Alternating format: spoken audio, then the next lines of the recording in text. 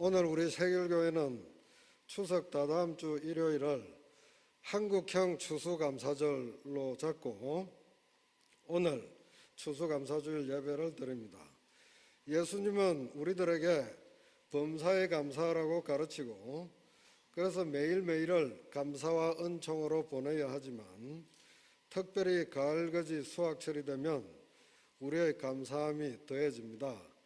감사는 Thanksgiving이라고 하니까 감사는 드리는 것입니다. 감사는 받는 것이 아니고 드리는 것이고 누구에게 드리는 것일까 생각해 보니까 먼저 하나님께 감사를 드리고 또 이웃과 감사를 주고 받고 나누는 것입니다. 그래서 하나님께 감사드리고 이웃과는 감사를 나누는 것이 아닌가 생각합니다. 이 추수는 우리 모두가 합심하여 만들어낸 결실이기에 축제처럼 기쁘기도 하고 또 그동안 수고를 생각하면 경건하게 이 날을 맞이하게 됩니다. 우리 교회에서는 그 해의 곡물과 과일을 제단에 장식하곤 합니다. 오늘은 이태림 자매님께서 너무나 멋지고 아름답게 장식해 주셨습니다.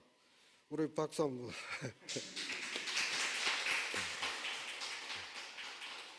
예, 또 우리가 서로 음식과 환담을 나누던 그때의 공동체의 모습이 참 그립습니다. 그렇지 않습니까?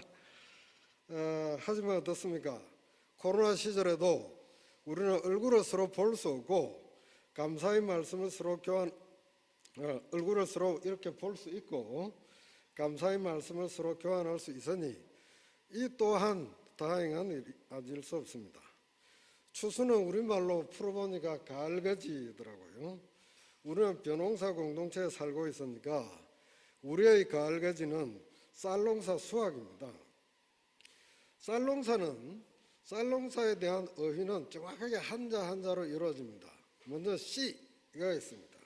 씨가 모가 됩니다. 모가 벼가 됩니다. 벼를 추수하면 쌀이 됩니다. 쌀을 가지고 맛있게 먹으면 밥이 됩니다. 우리 가장 중요한 우리 일상의 그 언어는 한 글자로 이루어진다라고 하는데 씨, 모, 벼, 쌀, 밥 이렇게 돼 있으니까 이것이 얼마나 중요한 것인지 알겠죠. 또 우리 쌀미자를 풀었으면 88자라고 이야기하기도 합니다. 가을 수확에 이르기까지 농부의 노동과 자연의 은총이 합쳐서 88번의 고비고비를 넘어가야 이 쌀 한 톨이 나온다는 것이니 그 쌀 한 톨 한 톨은 하느님과 사람의 합작품인 것이고 나락 하늘에 온 우주가 들어있다는 장일순 선생님의 말씀이 참 진리구나라고 느끼게 됩니다. 추수와 가을거지를 생각하면 여러분은 무엇이 떠오릅니까? 저는 이삭 죽기가 생각납니다. 그래서 오늘은 추수 중에서도 이삭 죽기를 주제로 해서 제 마음속에 있는 세 가지 장면을 이어갈까 생각합니다. 먼저 제 어릴 적 시골의 추억입니다. 저는 10살 때까지 농사 짓는 시골에서 자연과 동무하며 뻗하며 지냈습니다. 가을이 다가오면 온 들판이 황금빛으로 물들어갑니다.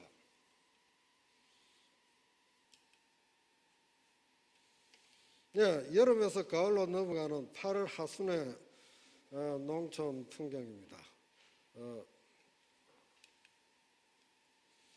네, 이제 10월 초가 됐습니다. 푸른빛이 노란빛으로 이렇게 이제 바뀌어갑니다. 그 다음 이런 들판길을 아주 즐겁게 마구 걷고 싶어집니다. 그래서 시간이 지나서 제가 10살 때까지 시골에 살았다고 했는데 지금 50년이 지난 이후에 제게 남아있는 시골의 풍경은 이렇게 심상 속에서 훨씬 더 샛노래지는 그런 걸로 제 기억에 남아 있습니다. 바람에 출렁이는 베이사의 물결들을 보면 초가을의 청량한 하늘, 바람, 햇빛으로 온 마음이 푸근해집니다. 들판에 참새들이 떼지어 나르고 메뚜기들도 누런 가을빛으로 바뀌어가고 허수아비들이 재미있게 서 있습니다. 벼베기 시즌이 돌아오면 온 마을 사람들은 그야말로 바쁘게 움직입니다. 벼를 베고 볕단을 묶고 볕짐을 쌓아 실어 나릅니다. 또 탈곡기로 나락을 쓸어냅니다. 가끔 콩타자가 하느라 대나무 도리끼를 힘차게 치기도 합니다. 가을거지는 하루 내내 아무리 일해도 부족한지라 늘 배도 고프고 목도 마릅니다. 때마침 세상에서 가장 맛있는 새참, 점심, 중참들이 동네 아주머니들이 날라오면 논두렁 근처에 공터에 주저앉아 꿀맛처럼 먹습니다. 아이들은 이런저런 심부름도 하지만 아이들에게 배당된 특별한 일이 하나 더 있습니다. 벼베는 어른들의 뒤를 졸졸 따라다니면서 다 걷어가지 못하고 남아있는 배이삭을 이렇게 하나씩 줍는 것입니다. 아이들이 따라오든 말든 배이삭을 싹싹 걷어가 버리는 야속한 어른들도 있지만 뒤돌아 아이들이 오는 걸 보고 씩 웃으면서 일부러 배이삭을 풍성하게 남겨두는 아주 인자한 어른들도 있습니다. 이렇게 배이삭을 모아가지고 집에 가지고 와서 어떻게 하면 약간 쌓아두기도 하고 또 그렇게 하면 자기 어린 마음이 자기가 뭔가 부자가 된 것 같아요. 또 이제 그걸 어떻게 팔았는지는 잘 모르겠는데 여하튼 돈으로 이제 바꾸게 되면 학용품으로 바뀌게 되고 더 운 좋으면 그동안 먹고 싶었던 과자 더 먹을 수 있게 되는 거죠. 그래서 어떻게 보면 이 수학의 고단함이 있고 하지만 그 기쁨이 어린 아이에게까지 골고루 이렇게 미치게 되고 또 어른도 아이도 못 사는 아이들이 다가오면 더 씩 웃으면서 좀 더 풍성하게 이삭을 남겨주는 것, 이것이 이삭죽기의 묘미인 것이죠. 아마 당시에는 굉장히 힘들었겠지만 힘든 광경은 이제 시간이 지나면서 다 사라져버리고 아름다운 심상만 이렇게 남아 있습니다.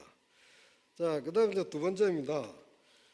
학교에서 그림을 배우고 보면서 밀레 이삭죽기를 만나게 됩니다. 이 모르는 분이 아무도 없는 천하의 명작 중의 명작인 것이죠.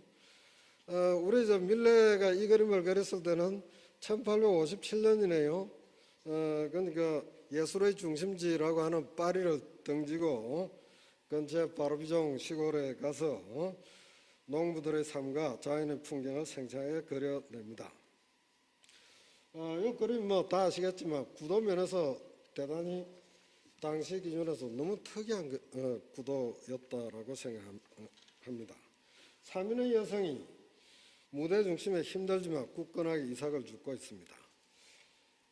3인의 동작을 보면 제일 이제 오른쪽에는 이삭을 주우려고 다가가고, 그다음 가운데 여성은 이삭을 딱 손에 쥐었고, 그다음 이제 오른쪽 여성은 이렇게 주워서 일어나서 이렇게 이제 어깨를 약간 펴고 있는, 그러니까 이 슬로우 비디오 세 장면을 착착착 이렇게 찍은 것 같아요.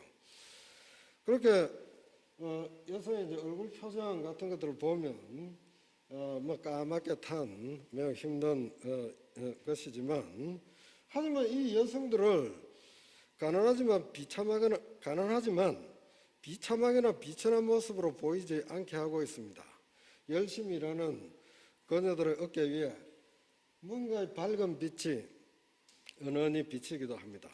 이렇게 밀레는 무대 중심에서 노동하는 여성의 삶을 주인공으로 그려내고 있습니다. 그것 때문일까요?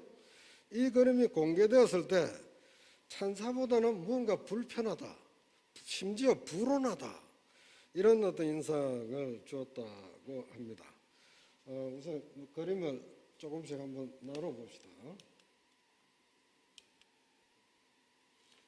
네, 우리가 지금 자꾸 시선이 이쪽 면에 다 가게 되지만 이쪽 면과 대조하여 이 뒷면을 한번 눈여겨볼 필요가 수가 있습니다. 예, 뒷면 왼쪽에 있는 것은 지금 풍성한 어떤 뭐 집단들이 있고 굉장히 많은 곡물들을 실어 나르고 있습니다. 또 클로즈업을 더 시켜봤습니다. 시켜보니까 자 여기에 좀 아주 힘차게 일하는 이제 건장한 어떤 노동력을 가지고 힘차게 일하는 분들이 있습니다. 이 남자들은 숙에서 열심히 이걸 베고 있고 이 여성들은 어깨 번쩍 이렇게 가득 들고 있고 그다음에 이제 그 짐수레에 아주 곡식단이 가득 있습니다. 그다음에 오른쪽 상단 부분인데 여기에 이 전체 그 벌판에 주인 그냥 이제 주인 혹은 총관리의 모습이 나옵니다. 말을 타고 있습니다. 뭔가 이 손짓으로 지시를 하고 있습니다. 그 지시하는 앞에는 일꾼들이 열심히 일하고 있습니다.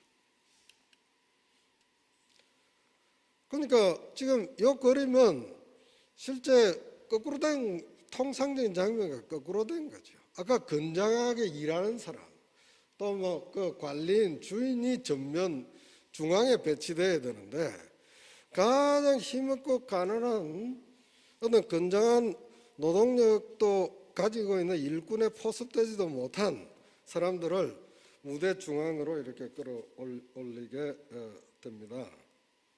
그래서 이것이 아주 그 가난하고 힘든 노동하는 여성들을 무대의 중앙에 끌어올린다라고 하는 것은 이는 말하자면 힘없고 가난한 민중을 무대의 중심으로 끌어올린다라고 하는 것이니까 이 속에 어떤 혁명적인 어떤 느낌 같은 것이 있는 거죠. 그래서 뭔가 불온하지 않는가 하는 뭐 그런 것입니다. 그럼 무대 중심에 실제 누가 와야 될까? 지금 농촌의 풍경을 그린다면 여기 일하는 사람이 나오면 일하는 사람 둘 셋이 클로즈업 될 수가 없습니다. 일하는 사람 주인공이 될 수 없기 때문에 여기저기 여러 사람 중에 하나의 어떤 것으로 나오게 되고 적어도 클로즈업 돼야 되는 것은 이 정도가 돼야 이 정도가 돼야 딱 클로즈업이 돼가지고 주인공의 위치를 당당히 차지하는 거죠. 그 다음에 세 명의 여성들을 그림에 등장시키는 경우가 있습니다. 그것은 이렇게 뭔가 뭐 가진 사람들 귀족들의 눈요깃감을 될 만한 산미신들을 등장시키는데 이 산미신은 이제 미술적으로 보면 사람의 전면, 측면, 후면을 골고루 어떤 보여주는 뭐 그런 역할을 한다고 봅니다. 조금 더 이제 육감적으로 더 나아가면 이제 이런 모습 다 루벤스의 그림들인데, 그다음 이제 저는 아까 여성들을 어떤 여성을 중심에 등장시키는가 할 때는 루벤스의 그림과 밀레의 그림이 완전히 대조가 되는 것이죠. 그다음 이제 후면의 배경을 차지하고 있는 전원의 풍경을 그려내자라고 할 때는 전원은 원래 이렇게 목가적이고 너무 이제 그 풍요롭고 그다음에 근심 걱정이 없고 이제 이런 풍경을 이제 사람들이 좋아했던 것이죠. 이제 뭐 이런 풍경. 그다음에 이제 가을의 풍경을 그린다면 아무것도 거의 한 줌 손에 질락말락한 이 이제 가을거지를 그려내는 것이 아니고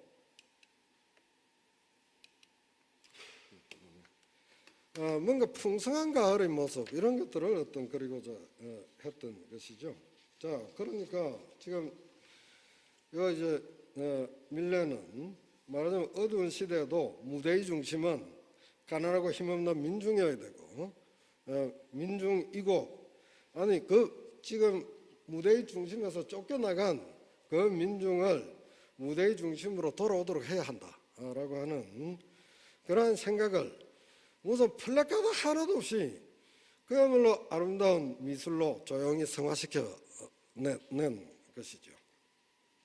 그래서 그것 때문에 당시 지배층으로서는 이런 그림에서 불편함에 대하여 모종의 불온함을 느끼지 않았는가 하는 것인데, 그것이 경건한 아름다움이 너무 지극한 것이어서 그런 모든 불편 불온의 어떤 주장을 일소해버리는 그런 어떤 걸작을 만들어낸 것이죠. 근데 오늘 주일 말씀 전거 시간인데 성경 이야기는 하나도 안 합니까? 이제 시작합니다. 밀레 이삭 죽기 그림을 보면 우리 기독교도들은 누구나 성경 속에 뭔가를 떠올리게 돼 있어요. 그것은 구약의 룻의 이삭 죽기 이거, 밀레 자신도 룻의 이삭 죽기를 연상하면서 이 이삭 죽기를 그렸다고 합니다. 우리는 교회에서, 우리 교회에서 특별히 룻의 이야기를 여러 번 들었습니다. 최만자 자매님을 통해서도 참 많이 들었습니다. 룻의 스토리 다 아시죠? 참 불행한, 중첩적 불행의 연속에서 시작하여 축복과 은총으로 맺음 짓는 그런 스토리에 대한 것입니다. 그에 대해서 여러 다채로운 해석이 있겠습니다만은 저는 이삭 죽기에 초점을 맞춰 가지고 말씀드리겠습니다. 구약의 세계에서 이삭 죽기는 재미와 여가 차원이 아니라 하나의 중요한 생계 영위 수단으로 여겨지고 있습니다. 지주는 땅이 있으니까 수확을 하고 건장한 일꾼들은 노동을 통해서 품삯을 얻습니다. 그런데 땅도 없고 일할 능력이나 기회도 없는 사람들은 어떻게 살아가죠? 이분들은 이삭 죽기라도 해서 생계를 겨우 이어갑니다. 그런데 이러한 분들을 성경의 세계에서 무시하고 냉대하고 있지 않습니다. 우리 구약시대의 법정격에 해당되는 레위기에서 말합니다. 너희가 밭에서 난 곡식을 거두어 들일 때 밭 구석구석까지 다 거두어 들이지 마라. 또 거두어 들인 다음에 일단 거둔 다음에 남아있는 떨어진 이삭은 줍지 말아라. 그 이삭은 가난한 사람들과 나그네 신세인 외국 사람들이 줍게 남겨둬라 라고 하는 것입니다. 적어도 수확을 할 때 그것은 지주나 일꾼들의 전유물이 될 수가 없고, 그 수확의 모든 것들은 빈자와 약자와 이방인에게도 갈 수 있도록 해야 된다. 그러나 우리 오늘 인용한 레위기의 끝에 딱 하나님이 갖다 붙입니다.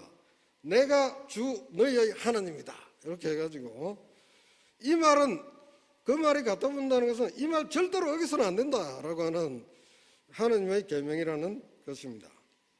그래서 하나님의 이름을 걸고 이삭 추수의 모든 풍요함은 가장 가난한 사람들에게도 골고루 미쳐야 된다는 이야기를 하고 있습니다. 이러한 전체적인 맥락 속에서 나오며 룻의 이야기가 펼쳐집니다. 룻은 누구입니까? 땅도 없는 가난한 사람이고 집 떠난 사람, 이방인 그 자체입니다. 그것도 적대국 모압의 적대국의 이방인입니다. 룻은 여성입니다. 남편도 죽었습니다. 부양해야 될 시어머니까지 있습니다. 사회에서 최빈자, 최약자, 신약으로 하면 지극히 작은 자 그 자체였던 것이죠. 이러한 과중한 짐을 중첩적으로 지고 있는 상태에서 룻이 이제 밭에 나가서 떨어진 이삭이라도 줘볼까 합니다. 이렇게 됩니다. 자, 이런 여성이 밭에 나가 일할 때, 자기 생소한 땅에 가서 밭에 나가 일할 때 차별, 멸시, 천시, 하대라고 하는 열악한 상황에 놓여지게 됩니다. 그런데 그 밭의 주인 보아스는 새로운 그 새 댁에게 직접 말합니다. 자, 우리 밭에서 일하는 여자들을 바싹 따라다니면서 이삭을 주시오. 이렇게 이삭 줍기를 눈치 보면서가 아니라 정식으로 줄 수 있도록 이제 기회를 제공합니다. 이 정도만 해도 참으로 복이 드문 주인이라고 하지 않을 수가 없는데, 그 다음 말이 정말 뜻밖의 수준이죠. 젊은 남자 일꾼들에게 댁을 건드리지 말라고 단단히 일러두겠소. 목마르거든 주저하지 말고 물단지에 가서 젊은 남자 일꾼들이 길어다 둔 물을 마시도록 하시오. 이러한 말은 룻과 같은 사람이 처할 현실적 공경에 대한 깊은 공감적 이해가 없이는 나올 수가 없는 말이죠. 일하다 보면 목이 마른데 이 물을 어디서 얻습니까? 그런데 일꾼들이 길어다 둔 그 물을 같이 공유하라고 하게 됩니다. 게다가 이러한 여성들이 처할 성희롱적 상황을 충분히 짐작하고 예방적으로 룻에게도 이야기하고 일꾼들에게도 이야기합니다. 저 여인이 이삭을 줄 때는 저 여인을 괴롭히지 말라고 분명히 적혀 있어요. 말라고 당부를 합니다. 일꾼을 관리하는 책임 있는 주인은 자기가 고용한 일꾼뿐만 아니라 이삭 죽게 하러 자기 땅에 우연히 들어온 그 한 명 한 명이 괴롭힘, 성희롱을 받지 않도록까지 돌봐야 한다는 것을 교훈으로 남겨줍니다. 나오미와 룻이 살던 시대는 그야말로 살벌상막한 사사판관의 시대입니다. 이집트를 탈출하여 천신만고 끝에 가나안 땅에 도달한 이스라엘 민족이지만 이웃나라와 생존 경쟁이 아니고 생존 전쟁을 계속 벌여 나갑니다. 모든 주위 사람들이 다 적입니다. 가나안, 모압, 암몬, 미디안, 블레셋 이런 적들과 싸워 나가면서 영웅을 필요로 하죠.